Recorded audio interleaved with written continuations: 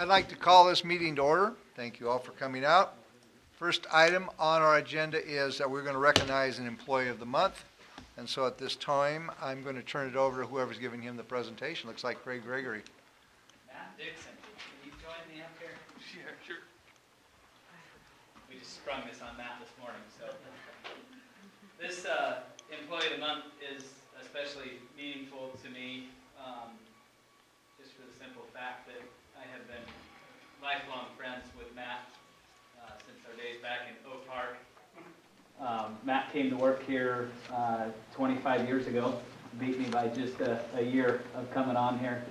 But Matt is an especially hard worker, puts pride into everything that he does. But I think the biggest thing that sets Matt apart for me, as far as an employee, is he will always bring a smile to everybody's face.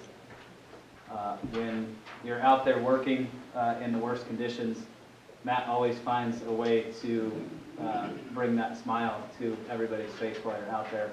And it's the one thing that I've always looked up to Matt for, is that ability to inspire everybody and just have a good time even when it's not good times. So that is why Matt is our November Employee of the Month. Thanks so much.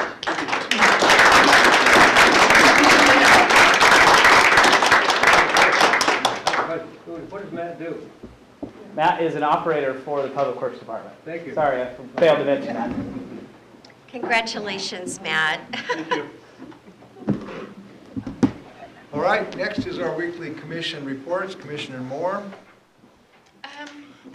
Yeah, this morning I had a meeting with NOLA going over the budget. Tomorrow I'd like to remind everyone that it's Giving Tuesday. So we had Small Business Saturday last week for supporting small businesses, and Giving Tuesday is a day that is set aside to donate to your favorite charities, and they really depend on that. On Wednesday, I have a meeting with a constituent. On Thursday, I have a meeting with a constituent. On Friday, I will be attending Holiday Magic downtown. It's great if you've never been there. It's wonderful. And then Saturday, I will be attending the Christmas parade, and excited about that. That's always a lot of fun. And that's my week. Thank you. Commissioner McDowell.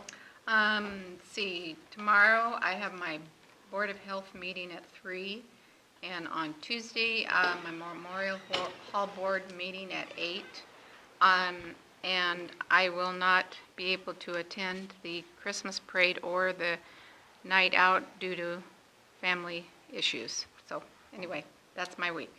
Thank you very much. Tomorrow I will be having a staff briefing.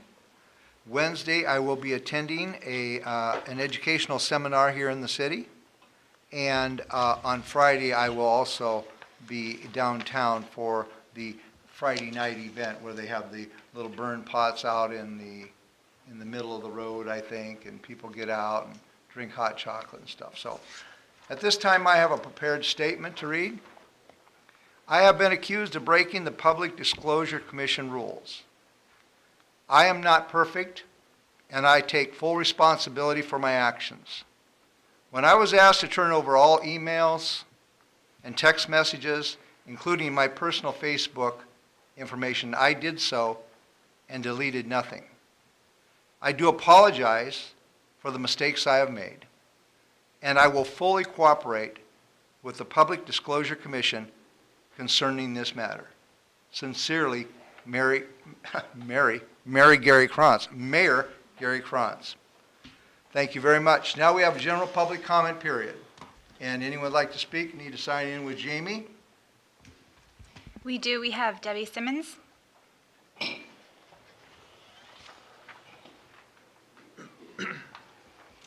Hi, I'm Debbie Simmons. I live up in Hillcrest. Kathy, in last week's apology, you said that you're sorry for your, quote, careless, thoughtless actions these past few years, and not for being honest in your position as commissioner, end quote. Why didn't your apology take place before all the news came out in the Journal? Danger Cup gave you and Gary an opportunity to come clean. You lied in the paper 2 weeks ago and continued to lie when people asked you about your illegal conversations. How dare you lie to the people that put you in office? If you need to apologize to someone or to 10,000 people, you do it in person. We put you in office and we deserve better than a speakerphone in an empty chair. You've woken up this town. We're researching your bad decisions and looking into what action can be taken to fight back. In just 1 week, 1,200 people visited dangercup.com to read through the hundreds of pages of information that has been released so far. We're shocked that the mayor of our town can't seem to write a single sentence on his own. I be there, I not be there. We're also shocked to find out that Krantz and McDowell teamed up with a 2-time loser for commission and another henchman to plan online attacks against citizens. How dare you go after Shelton to the top? For a guy to take his time to talk about the future of Shelton and then go out and actually do something about it, you respond by threatening him and attacking him online. Shameful. It's funny to see how over a year ago he was previewing this mess. He let everyone know that Gary told him to stop making public comments at city commission meetings and that any conversation about his concerns should be made in backroom meetings, not the public meetings. Sound familiar? Your backdoor meetings are going to become a bigger issue. We've looked, and your illegal meetings will cause votes to be voided. I hope that it doesn't cause the city a major problem, but you're making this problem bigger every week by ignoring it. You've given all of us a bad reputation. I seriously hope that our elected officials will stand up and tell you to step aside. This isn't going away until you go away. Shelton deserves better, and we demand better now. It's time to resign. Thank you for your comments. Okay? Oh, there's someone.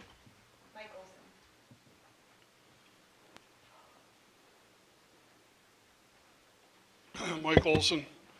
Since how we just completed Thanksgiving celebration, I have a couple things I'm thankful for. I'm thankful for that you two don't really run the city, that you are smart enough to hire Ryan Wheaton to do that for us, because your lack of leadership is appalling. And I can't imagine how the city would be if it was you guys actually making decisions that meant something to the citizens. Getting back to your one thing that you did right was hire Mr. Wheaton. And I think what he's done for this city is incredible. He's promoted people from within, such as Craig Gregory, Mark Ziegler, hired a city attorney that was from Shelton, Jamie, many people. Due to his leadership, the city is running really, really well. And I bring this up because over the last few weeks, there's been this undercurrent. One was the mayor criticizing public staff for bringing him information he didn't like and then asking them if it was truthful in public. These people work really hard. They have no political agenda. They're doing their job on behalf of the city. Commissioner McDowell's comments on Facebook are very demeaning to the citizens and to staff. I can't imagine the morale if you guys stay on and continue this pattern that you've demonstrated in your lack of leadership. I'm also saying this because there's also some undercurrents out there that you're going to make some decisions that are contrary to the city's best interest, that we're watching, that I don't believe now's the time to retaliate. I believe that you're listening to some people in public that are giving out misinformation, and I think you need to really step up your leadership now if you hope to even retain your seats. Thank you. Thank you for your comments. Anybody else? All right. Next, we're going to go into the business agenda part of our meeting. And the first item is a resolution, and it is going to be presented to us by our police chief, Darren Moody. Thank you, Mayor and Commissioners. Mine's pretty brief today. As you know, as the vehicles in the city become old and fall into disrepair, it becomes more and more costly to repair them. For that, I'm asking that you allow us to surplus 2 vehicles that were prior patrol cars in the city, a 2003 Crown Victoria and another 2003 Crown Victoria, and a request that the proceeds from the sale of those vehicles be used to offset future repairs and future vehicle costs within the city. And I'm happy to answer any questions. So when you talked about, I looked on here and it says no residual value. So you just sell it to the junkyard or something? No, we'll sell them. When we say residual value, we offer them to other department heads if there's a need in the city for these vehicles. Based on what it's costing us just to keep these things alive, it really has no value to any other department within the city. All right, any more questions or comments for our police chief concerning this item? I have none. I think you're doing a great job there, Mr. Moody, and I think that we concur to place this item on the action agenda for December 4th, 2017. And we do concur. Thank you. All right, item number 2 is an ordinance. And this ordinance is also going to be asking for a first reading. And so, at this time, I will turn this over to our Public Works Director, Craig Gregory. Thanks, Mayor, Commissioners. As you voted on a few weeks back, the increase to the water rates is the first one that we're presenting. And within the packet, you will see the rate adjustments to reflect the 10% increase for 2018 through 2021, and the 3% increase for 2022 and 23. Those numbers and ordinance have been reviewed by NOLA and her staff, also the city attorney, and the assistant city manager also. So if you have any questions, I would be happy to answer those. Questions or comments? This appears to be what we agreed to do. And so, hearing no other questions or comments at this time, it appears we concur to place this on the December 4th, 2017 action agenda. And it looks like we need a first reading on this ordinance. Yes. Ordinance number 1910-1217, an ordinance of the City of Shelton, Washington, amending Chapter 15.28 of the Shelton Municipal Code relating to water rates.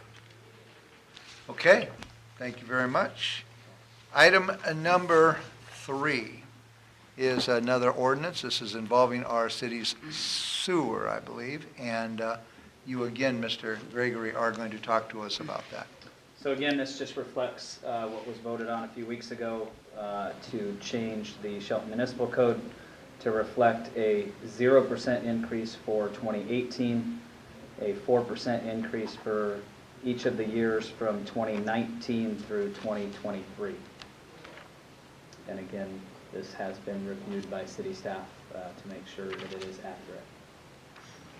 Any questions or comments for Craig Gregory? I would like to remind the public that I did support a policy that would have cut our sewer rates by 11% in 2018, and that I did not vote for this. But there's only 3 votes, and it is the will of this commission to move this forward at a compromise, which I believe was a 0 increase in sewer rates for 2018.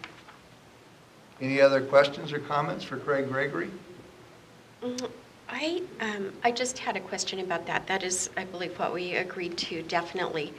But if,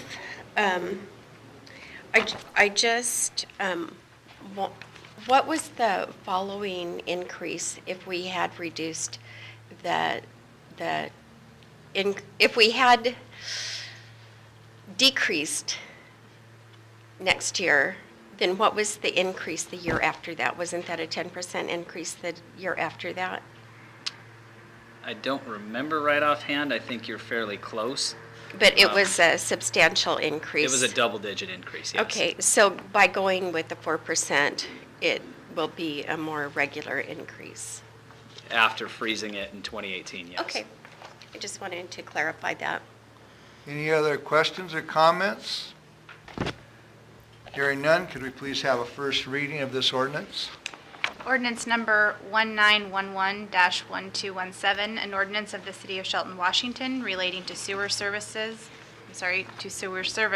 amending Shelton Municipal Code sections 14.18.010 through 14.28.040.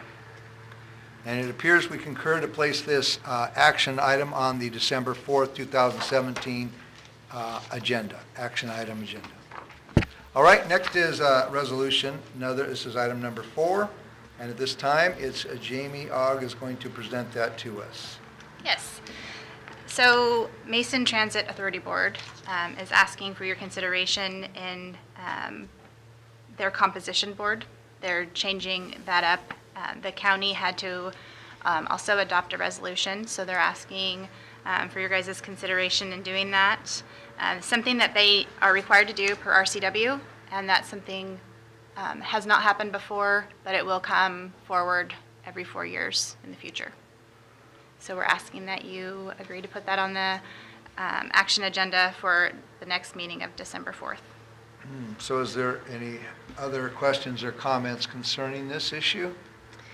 I'll just say that I was on the board of the Mason Transit Authority on the board that reviewed this, and we felt like this was the most equitable and very similar to what we're doing now as far as one city representative on that. And so the other 5 members, there'll be 3 members from each district. And so in our district, it will be 1 city council member and 1,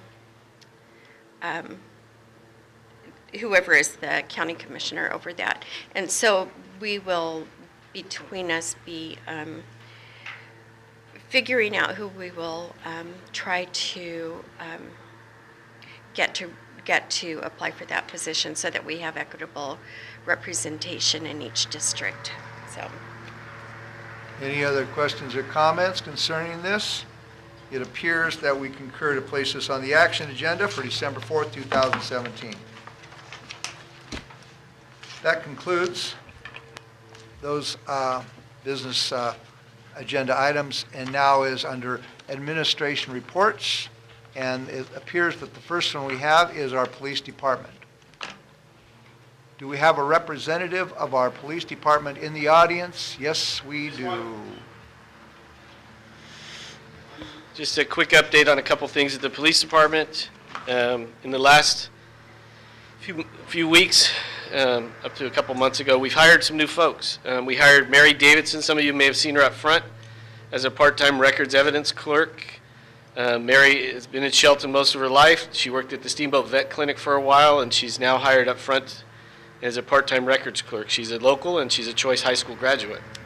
So you may see Mary up front. 2 weeks ago, we hired Brian Buckley as a record evidence clerk. Many of you know Lynn retired probably 6 months ago now. We finally found a couple replacements to help with that. Brian came to us from the U.S. Army, where he retired after 20 years of service with the U.S. Army and working in special operations. He and his family have called Shelton home for the last 2 years, and he's another face you will see up front at the police department. We also, you may have seen on iFiber, and you may have seen Sierra Paulson around town. She's a new police officer. She was hired as a provisional officer several months ago, and 2 weeks ago she accepted a full-time police officer position with us. She comes to us from the East Coast, where she was there for 2 years as a police officer, came out here and bought a home in Shelton and decided this is where she wanted to stay, and now she works for us as a full-time officer. So that's just some of the staffing changes we've seen at the police department. On crime issues, I just wanted to let you folks know and let the citizens know, in the last couple months we've seen an uptick in burglaries. Not necessarily burglaries at homes, but burglaries in vehicles, in garden sheds, burglaries in garages. Some of them being unsecure. I'd just like to remind folks it is that time of year where try and keep your valuables locked up. Don't leave them out for people to see in your cars. When you're out doing your Christmas shopping, try and put those valuables hidden away somewhere in your trunk or otherwise. Most often the vehicle burglaries tend to be people leave laptops, purses, etc. sitting on the front seat of their cars and become crimes of opportunity. Other than that, we're holding our own and keeping crime at bay, other than, like I said, the uptick in thefts. And I'd be happy to answer any questions or concerns now. Any questions or comments for our police chief? I just have to say that one time out here, I accidentally locked myself out of the car, and Virgil came out to help me get in the car. And on the front seat was my purse, my cell phone, my laptop. I got a slight lecture, so I will second that. Put your stuff away. We're all guilty of it. One of the other things I forgot to mention is Lieutenant Fiola has stepped forward and offered to work with the state on a traffic safety grant. And we used part of that recently at the school zones. We'll also be using it this weekend. We've got the Office of Traffic Safety to grant us some funding. We'll be doing some traffic enforcement, such as click it and ticket, not use your cell phones while you're driving, through our festivities this weekend to remind the citizens out there. Sounds good. Thank you very much. Appreciate it. All right, next I saw Chief Tim McKern back there, so he's got some colored flyers he gives us. I'm going to give you some updates because we had to turn these into you folks a little bit, so I'm going to give you a little updates. First off, I will say the weekend was rather, I won't use the Q word, but it was quiet. Our guys even called dispatch because over the Saturday, Sunday period, I think the whole team did a whole whopping 8 calls for the 2 days, and so they were a little wondering why it was so quiet, so we did have a quiet statistic. Shopping. I think so. Our statistics that you received was 5124. We're actually up to 5226, which puts us about 15.84 a day. And comparatively, we'll probably end up the year about 5780, and that's about up 10% from last year. Interestingly enough, from our 2014 stats, it's up 21%. So that's quite a difference in a 4-year jump. The city itself will be up about 5. Currently, we are at 2367. We'll finish up around 2600. And that's up against 2258 back in 2014. So you can see we're having that gradual but steady increase on the way up as we get there. I also included in there some turkey fryer information. Obviously, we're beyond Turkey Day, but I wanted to share that with you. And really, what's really changed in that is that people aren't using that type of tool. They're using more of an air fryer. They're getting a little more safer, and that's great to do that. Questions we ask a lot of folks is, you know, when they're doing that, first off, are they doing it in their garage? Do they have an extinguisher handy? Most of those answers are, as you said, with your purse and stuff, putting it on the table. You don't think about those crazy things like, hey, do I know how to use a fire extinguisher? And so I know we've been really promoting that pretty heavy, and we have on the radio as well. Now, the other one is Christmas tree safety. A lot of folks have, if they elect to put their Christmas trees up early, we encourage citizens not to do so. In other words, remember that it's going to, even though it's wet outside, it's going to dry out fairly quickly, and then you put Christmas lights on there. Those fresh trees have a tendency to want to go up fairly rapidly. We encourage the citizens to also use our trash program to pick up the trees. We'll set them up during a period of time at the end so that all the folks can get that picked up as well. So that's where we're at for safety on the holidays. Questions? Thank you. Well, Chief, you're doing a great job out there, keeping our community safe. Thank you very much for your service. All right, next, I don't know how to say this name, so I'm going to say someone is going to give a courts update, and I don't want to mispronounce it, so. It's all right, Mayor. So I'm Diane Diane? Smolinski. Okay, well, even, unless they mispronounce, didn't spell this, is that how you spell it, D-Y-A-N? Yes, Diane? yes. All right, well, then I could have said that. That's all right. Today I wanted to present to you the community service overview for October 20th through November 24th for Shelton Municipal Court. The community service crew, partnering with other city departments, accomplished work at Neelan Street Lot, weed eating, cutting brush, cleanup, and dumped items, mowed, pulled weeds, scraped sidewalks. At Neelan Park, they raked leaves in the park and removed leaves from the dog park to the leaf pile. At the Civic Center, trimmed hedges and shrubs, removed some trimmings around the building. Let's see. In the offices, they removed some surplus chairs and office supplies from upstairs, took some of those to Choice High School and Habitat for Humanity and the Senior Center, and what was left went to the dump. In the community, they picked up litter, Cedar Street, 2nd Street, Grove Street, 4th Street, Front Street, 1st Street, Wallace Neeland, Johns Prairie Road, Coda Street, 3rd Street, Shelton Springs Road, Railroad Avenue, SR3 Park and Ride on Highway 3, North Cliff, Neeland Park, Evergreen Square, Shelton Creek, and Trail Entrance. They cut shrubs and scraped sidewalks on 1st Street. The ongoing projects for the community service department, picking up litter in the city limits, cleaning, weed eating overgrown sidewalks, cleaning trails, cleaning up abandoned camps. And the numbers for the month, 1,970 pounds of garbage picked up, 5 yards of yard waste. There were 0 hypodermic needles this month. Total community service completions were 8 people. Total people sentenced to community service were 91. And the total people placed on EHM and GPS 4 out of municipal court. That's it for the month. If you have any questions, I'd be happy to answer them. Any questions for Diane? Thank you, Diane. Thank you very much. You're welcome. Thank you for your report. And I'm going to step out. I have to get back to Okay. the court, so thank you very much. Thank you very much. All right, next is Community Development, Mr. Mark Ziegler. Thank you, Mayor, Commissioners. Another reminder that our comp plan will be coming to you in December. We will have a little update on December 11th and a public hearing on December 18th. The final environmental impact statement is on the website, the city's website, for those of the general public that'd like to take a look at that, and we will be releasing the comp plan here probably early next week for review leading into the public hearing. The notice to the paper will go out in proper avenues. Our recreation department is fully into the youth basketball season, our largest program that we conduct annually with an average attendance of about 250 youth throughout the county. So that started a week ago Saturday, and will run through the first Saturday of February. Within the building department, we've had 28 applications in November. No new single-family or duplexes, so it holds steady at 22 for the year for single-family residence duplex permits that have been issued. A total of 430 permits to date of permits, and that's up from 372 from 2016. So that's re-roofs, mechanical, plumbing, general.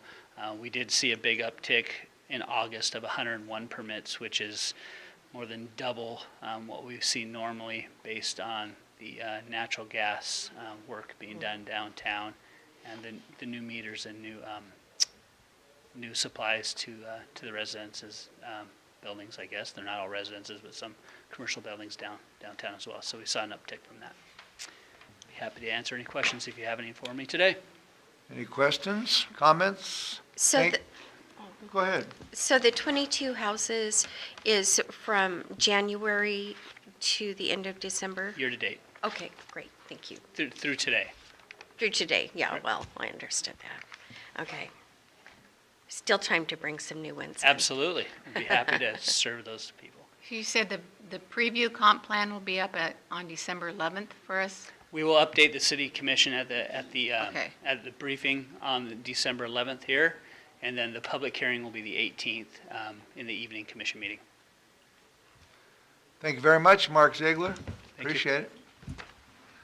All right, next is a city manager report from our city manager, Ryan Wheaton. In front of you, you have an updated version of what we gave last week. So this packet we dropped off right before the meeting is everything as it was when we handed it to you last week, save for the first page, which we have updated with a quick analysis of 12 regional neighbors. So Bremerton, Centralia, Chehalis, DuPont, Elma, Hoquiam, Lacey, Olympia, Port Orchard, Taino, Tumwater, and Yelm, just to get an idea of what meeting times are held for cities around us. As you'll notice on this list, 11 of these 12 cities hold meetings twice per month. 5 of the 12 also schedule regular study sessions that precede those meetings. We were a little surprised to see that all these cities meet on Tuesdays, and then we're also surprised that so many of them meet at 7 o'clock, which seems to be a very popular time. So we provided you with that, and just to look through that list on the back to tick off some of the progress that we've made in answering these questions. First thing that we needed to figure out was, can the election primary and general be held in February and April? We did get word from the auditor, county auditor last week, that looks like a very strong possibility if we can get them resolution by December 11th. Secondly, we talked last week that candidates must file for specific positions, so positions 1 through 7, or in this case, 1 through 4. Also, the term length will be dependent on how many votes the winning candidates get. The top 3 vote-getting winning candidates would have the long terms, and the winning candidate with the least amount of votes would get a smaller term to match up with the current schedule for commissioners.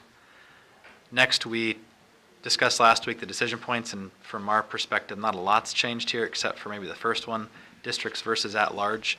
With the time crunch that we're under, staff would strongly recommend having all 7 positions at large for the time being, and once the full council is seated, then we were assured by the the county auditor that at that point, districts or combination of districts and at-large could be determined afterward. It's not something that has to be done now. And again, our recommendation would be that all the positions be at large for the upcoming election. Second on that list is council member salary. We provided information last week and then also provided an example of what the salary may look like, but that's a decision that we're asking for you 3 to make in the next week or 2. Second, I just spoke of the frequency of the meetings and the days of the week. We are strongly recommending that we move away from Monday meetings. I think I mentioned last week, the week before, that we already miss about 10% of our meetings a year due to holidays. This would allow us to get more in line with what other cities do, and then the frequency of these meetings, we're also requesting that be moved to line up with what other cities do as well, to have longer meetings, but have them half as much. So we would look at meetings either the 1st and 3rd week of the month or the 2nd and 4th week of the month. And then the 4th component here is just looking at what committee options and other requirements that may be necessary for people to know as they think about filing to run for these positions. With that, I'll open up for any questions that you may have. I like the Tuesday meeting time. I think that would be good. And I think that the 2 meetings a month would probably be good too. I'm looking at, I would probably recommend the 1st and the 3rd rather than the 2nd and the 4th. It seems most of our activity is in the first 3 weeks. So for decisions making, I would think that the 1st and the 3rd, and these are just, I've been thinking about this a little bit, and I think that pretty much it looks like I like the concept of the at-large because that gives a wide variety of people. And if you have 2 people in one area or 1 person in one area, it gives it, I think, a better, probably especially the first time out, a better opportunity to those people that want to get involved. So that's just things. And then the salary, you know, I've been thinking about it and looking in, and it goes anywhere from 0 to thousands. So, I mean, I think in order to get good people into these positions, you have to have a certain amount of money. But I think moving from a 3-person to a 7-person would, I think, move it more into definitely a part-time kind of job situation. So people, I would recommend no day meetings. I would go for all evening meetings, and I think that you could probably get a lot of people who are either retired or have a full daytime job to where they could probably perform their tasks under those. So that's just my ramblings on the subject, but I don't have any, that seems to be the way it kind of fits in. I have a question. Would it be a possibility to have some public meetings with the public to talk about per diem, travel, health insurance, salary, whatever has to do with this? Is there a possibility of doing that? If you want to open this up to the public for them to tell you what council members should make, we could certainly do that. Or just get some ideas, what the public is thinking. We can do that. We're on a short timeline. We need to decide in the next 2 weeks. Okay. But if the 3 of you would like us to invite the public in, we can certainly do that. Well, I think informing the public is good, and so because we're on a very tight timeline, you know, I don't know if we would have time to do it and analyze the data and get it back in time. We can set something up, and I would point out, we haven't put out anything in terms of a press release yet because we're waiting for the election to be certified, but once the election's certified tomorrow, we'll have an informational piece that goes out to people. Is there any reason why, I mean, we can, if, since it passed, we know it's coming, Is there a reason why we can't extend it out until we get some questions answered? I think to be fair to people that are going to run for these positions, they're going to need to file likely in December. And so we would want to let those folks know what the structure is going to look like. I know that a number of citizens will be disappointed that our first time around, we're not going to be running for specific districts or have specific districts. But I believe from what I have heard that being timely on this would be the first choice, and then leave it up to the larger council to make those type of decisions. So it's not precluded in the transition that we will go to districts. I agree with what Gary said about the meetings. I believe that the first and third Tuesday would be better. They all definitely have to be at night, in my opinion.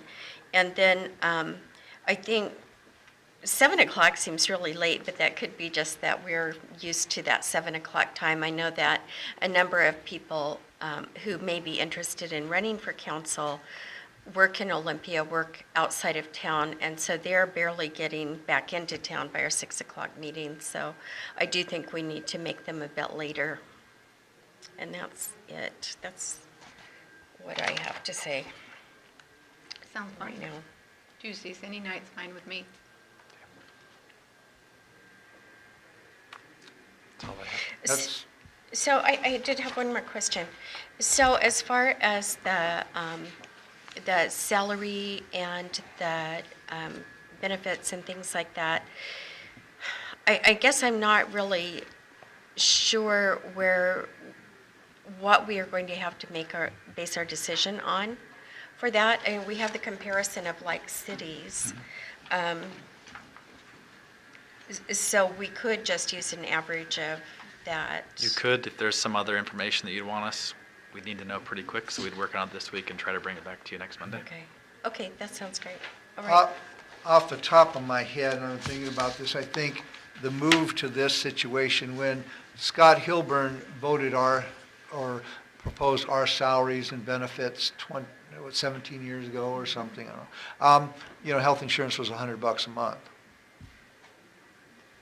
Now we're facing huge. So because this is probably moving more into a part-time, definite part-time type of situation, I believe that the people that I think would running, I would probably lean towards leaving the health care out of it and increasing the wage a little bit. If you compare the other like cities and whatnot, I would probably think that the city would probably, most people can get their health insurance from their regular job, which we all have regular jobs, I think most of us do. And I would probably say I would rather see the monthly salary probably maybe a little more than some of the other cities that offered benefits and that. Because the benefits, we have no idea where health insurance is going to go. And if you're going to set up a 7-person council, I would probably say that's one of the things. If you're doing it and wanting to attempt to save money or at least keep things in the realm that we have been talking about, I would probably say that the health insurance would be, it's an unknown factor, and who knows what it's going to do. So I think we'd be a lot more able to plan our future and budgets without that mystery of the health insurance. Not that we don't have it with all the other employees. So my ideas would be to probably give a little bit more in the salary and a little less on the health insurance. So I have a question.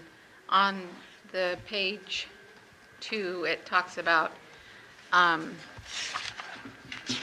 the 5-person council plus, down at the bottom, 5-person council plus 2 reduced. What is the reduced and what is, so we see position 1 through 4 would be 6,000. 5 would be 8,400 with a mayor, but then you have 2 currents. How do you get that number for the currents? The 2 current ones, that would be the one there now? Okay. Yeah, we went through this last week, so you're looking at three scenarios. The first one is the current situation, where we have three commissioners that have a base salary of $15,600, followed by the potential of meeting compensation at $70 per meeting that totals $9,800 a year, for a total per commissioner of $25,400 or $76,000, $76,200. That's the current situation. The other two scenarios are options that we presented. One would be that the two current commissioners that are still have 2 years left in the term, nothing changes for them. Okay. That the first four positions, the non-mayor council positions, would be at $6,000. And we did analysis of what council manager cities pay their mayor versus council members, and most of them, well, on average, they're just below 40%. So we rounded that up to 40, and what you'd be looking at there would be the mayor would make $8,400. That would be a total change of $7,000 more than we currently pay three commissioners. Okay. The other option would be that it's similar, except for we've talked in the past about how commissioners can't change their own salary, which is true. The one thing that's different between the scenario of 5 council plus 2 current and 5 council plus 2 reduced is that the 2 current commissioners that are going to carry on, they can't change the base salary, but can stop collecting $70 per meeting. If that were done, we could save the city $12,600 from what we currently pay now. So those were the two options that we presented. Okay, all right. As we're looking at this too, I guess I feel differently about the health insurance, or at least the provision for health insurance.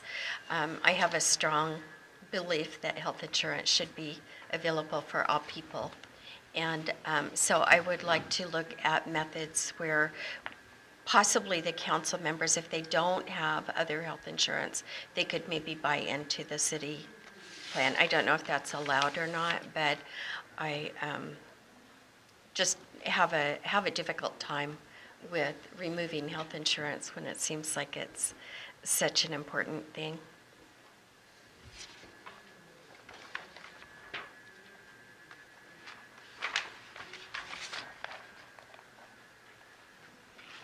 I think you've done a great job putting this together for us, Ryan, and I think we're going to think about it a little bit more, and we'll probably come back next week with any more ideas and whatnot that we have. So does that conclude your report? That's it for that. Okay. I have something to add under this section, and since it's kind of involving city staff, I think, if Craig doesn't mind, I would like to butt in now. Okay. I've had a number of communications from various members of our community who are concerned because there are rumors, true or not, there are rumors going around the city, and there is concern, and it's kind of adding to the turmoil that is current in our city. And that is that that the mayor is trying to gather support for firing certain city staff. And I would just, I can answer that. well, let me I know, finish. go ahead. I would like to really encourage that any decisions like that be placed on hold until the council, the full council, is seated, to avoid any appearance of retribution or punishment or bad motivation. And so that, like I said, I don't know. I have not talked to the mayor about this, but I have heard from a number of different people who have this concern and have asked me to step forward and bring it to the light and try to make it a topic of conversation that we can have in the open. And so that's my statement. So back to that subject this is not my intent, and that what we have is a gigantic smear campaign against me. And there are things that we do in life, we say to people, we talk to people, and it is not even in my slightest outreach of my imagination that I would be looking to be replacing Ryan Wheaton, okay? But at this point, what I'd like to say is this, and I call it hate, this continual hate kind of thing against people, whether it's me against you or you against me or whatever we're feeling, it will destroy our city far worse than any city council or commissioner making mistakes. And it is my goal to get past this, because it's gossip, there are lies being said about me on the internet, flat out. I don't respond to all that stuff. I choose not to. And that half-truths, there's somebody said this, and then somebody said this, and then it's like they have that game where you sit around with a bunch of kids where one kid says it's a red ball, and the next guy says it's a red hat, and then it's a blue ball, and then it's a blue hat. And that I just don't gossip and all this stuff that's going on in the blogs and whatnot. I stood up for my mistakes, just like you did. We all make mistakes, and it is not in my intentions to do retaliation, or I'm still speaking. One more second, please. And so I'm just telling you that this is gossip, and it's the rumor mill, and it is a wake-up call, because the standards that are set for a commissioner or a council person or a public official are very high. As we know, when they can invade your personal Facebook page and take every comment you ever said and put it on the front page of a paper. So my concern is not, let's just put it this way, is we will bury ourselves in hate if we continue down this road. And I would hope that we could get past this issue, get past the gossip, get past the he said, she said stuff, and I'll just flat out tell you right now, Ryan Wheaton is doing a great job for this community. And the rumor that I am looking to try, and in the darkest part of my closet, that I sit there with a notebook trying to destroy his life, is unfortunately wrong. And so that's my ramblings on this subject. But we will destroy ourselves if we continue with this hateful, mudslinging stuff. And I choose not to do it. So from this point forward, I'd rather just let it fly by me. Okay. So did that answer your question? No. Okay. So I thought it would. It was a lot. it was a lot. Okay. So do you deny that you have initiated those conversations with members of the public? I'm not going to answer you anything. Okay? I'm not going to continue down this, stop. Okay? I'm not going to continue down this game. I'm not playing a game, well, Gary. I'm well, trying to be I'm a gonna- responsible well, councilwoman. Okay. I prefer to let the PDC handle this. and So do we're what not they're gonna talking do. about the PDC. I asked you a question. Yeah. Do you deny initiating those conversations? No comment. Does that answer your question? Yeah, it does, Okay. actually. Very good. It does answer my question. Very good. Okay, is there anything more you have to say? Not right now, Okay. thank you. So let's take a look and see where we are. We were talking about a dye test, I believe. And were you going to talk about that? Yeah, and then we've got one other thing to also touch on that we failed to last week. But we reported to you on the joint effort to take a look at the sewage treatment plant and pollution into Oakland Bay a few weeks back, and just an update coming up this week at the end of the week, starting on Friday morning at around 4 o'clock a.m. The state, feds,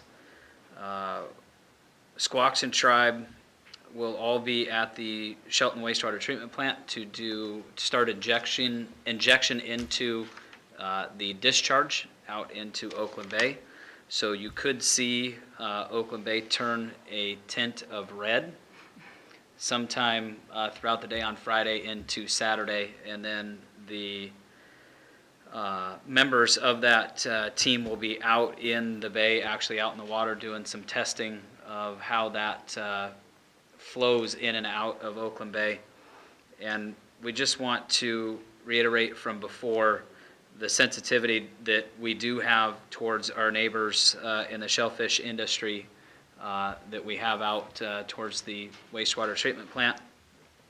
And we are meeting all of our discharge permit requirements at this time and have not had a discharge violation in the last 18 months. So we are cooperating with that team to make sure that our processes are staying up to standards and that we are doing everything that we can possibly do to ensure that that continues. So you should see that starting on Friday early in the AM and continuing into the weekend. How far does that dye go out? That's actually what they're trying to take a look at. They're seeing what that flow does in and out of Hammersley Inlet and to see out at Arcadia Point if that water is actually just fluxing back and forth or if it's actually getting out and we're getting new water back in. So that is one thing that they are taking a look at. So we'll be able to report back as soon as they're done with the test and we get some results back from that. So I'd be happy to answer any questions that I can on this one if you have any others. I'm just looking forward to getting the answer once and for all. Hopefully it will identify where the problem is. And that is one thing with this Yeah. test. They're not just taking a look at the wastewater treatment plant.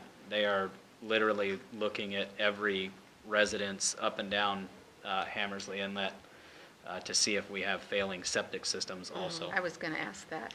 I think that generally that's the assumption, is that it probably is failing septics, but the dye test should let us know where those are concentrated. Sure. Okay. And we don't want to confuse that with a red tide. Definitely not. All right, any other questions or comments? So we do have one other article to talk about that we failed to mention last week or get direction on. We did update you on the Turner Street project that was only partially funded through TIB. We are looking for some direction. So the portion that TIB funded was the section between 7th and 16th. And that was split into sections because TIB actually encouraged us to do that. That is the way they like to see their applications. In case there is a road section that isn't failing as much as another, that they can partially fund. And with the larger project of the Downtown Connector project, they couldn't quite fund that entire project. So as we move forward with design and survey work, we're looking at the hill section from 1st to 7th and need some direction from the commission on whether they would like us to move forward with that being on the city's dime, or if you think that the hill section is adequate at this time and we would just leave that section and pave from 7th to 16th. The one section that, as far as staff goes, is really pushing to get done is, if you've been up in that area, the section between Angleside Road and 7th. It's about a 400-foot section. It's failing fairly rapidly. So we would suggest that we do that portion out of city funds outside of this TIB project. It would be bid with the project if we move forward with that, but that is the decision I think that we need to make is, do we do anything, or do we do the section just between 7th and Angleside Road, or do we go all the way to First Street? So we could include the 1st to 7th part in the bid before we make a decision? It would be a separate schedule, so when we put that bid packet together, you would have one schedule that was from 1st to 7th, and then another schedule that was bid separately between 7th and 16th, but it would be done as one large project. And then we could choose not to do the 1st to 7th? You could. Depending You on could the see bid. where the bids come back. The TIB money, depending on where the bids came in at, would not be able to fund any of that section, even if it were under budget. It doesn't look like it's going to be at this point. That looks like a fairly solid number that we put together, so it would be the total cost of that. So the section between First and Angleside Road would run in the neighborhood of around 150,000. And then the section between Angle Way and 7th Street would be around 50,000. So that entire section's about a $200,000 project. But the main portion that's failing now would be around 50,000. Would it be possible to take, you have all of your road projects, for 2018 lined up, so I guess it's all a matter of priorities too. I mean, if you have a budget, because this 200,000 would be above your budget, would that be for? We haven't set a 2018 budget at this point, so that would be something that we would need direction on fairly quickly to add that into the budget for 2018. Well, I'm just, it might be that that's more important than something else. And I think that is the question, does it rank higher than some of the residential streets that we had proposed to do for next year? Because we had proposed to do 20 residential blocks throughout the city. So is that a priority over doing either the entire section from 1st to 7th or just that section from Angle Way to 7th Street? And like I said, at this point, I am really up in the air on whether we would do from 1st to Angle Way. But I think staff's recommendation would be we at least move forward with the section between Angle Way and 7th Street. That is awful. It is there. failing rapidly. Which part is the Angle Way? Is that the curved? Angle Way is that very tight corner before you get to Yes. Turner that comes Right. up at kind of a skewed angle. That is something that we have been looking at with the engineering staff as to how we could actually straighten that corner out just a touch and make that a 90 degree into Turner Street to make it a little safer and improve That is a sightline bugger. angles also. Okay, just, my initial reaction is that I feel like we have to honor the promises that we made to our citizens for the 20 blocks that we promised to pave throughout the city.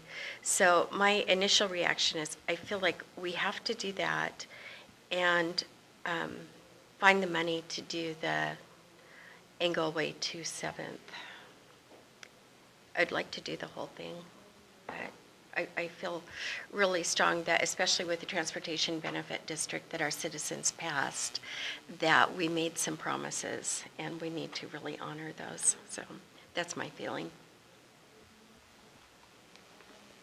Well, my feeling is to stay within budget, so, I mean, if there's a less important project or something, if the money's there, but we haven't completed our budget process, so you're in charge of your division and you're bringing this forward. If roads are failing, they need to be taken care of, but borrowing money to do these things, outside of the budget is probably not my first choice. I do agree that we need to keep that promise to our citizens. We, promised 20 streets in the next year. If we can somehow find a happy medium with both projects. Just don't have any major pumps break. That is a different fund. Yeah. So that's my, You were talking about general fund money, not the utilities, so that is what we are looking Yeah. at as far as funding these, would be general fund money. yeah, okay.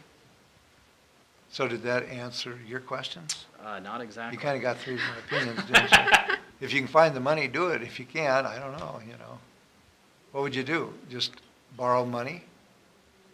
I think it would be a priority at that point of what do we cut out of the general fund to get this taken care of?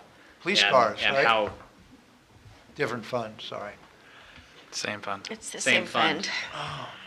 fund. So yeah, it would really come down to, I guess, how much of a priority is either that entire section or is the section between 7th and Angleside, how important is it to this commission? We did, a couple years ago, we did an overlay, I think, of the Turner from First to Angleway, or did we go further? We did to 7th Street. And so, why is that failing? That was a patchwork Oh, of that was city a crews. It was a an overlay of that entire section, but we knew we had failing road bed within that, and knew that that was only a Band-Aid, and that was done, gosh, it's been 5 or 6 years ago now, so that's been a pretty decent Band-Aid. I think we only spent, I wanna- 15,000? I want to say it was like 40,000 40,000? is what we spent on that roadway. Yeah. So it was a decent Band-Aid to get us through that 5 or 6 year period. That is failing at this point. The hill section doesn't seem to be as bad as that upper section, and I think it's just because of the elevation change, we get better runoff. It's not getting down into that road bed, but Yeah, it does seem like it was less years than that, but I guess that's a moot point. If it's failing, that's Yeah. failing. Okay, so let's look at this for a second. You'd kind of like an answer soon because the budget, I mean, you would like to know from us what to do? not only budget purposes that we're moving forward, and I think Nola's team really needs to take a look at it, but also design.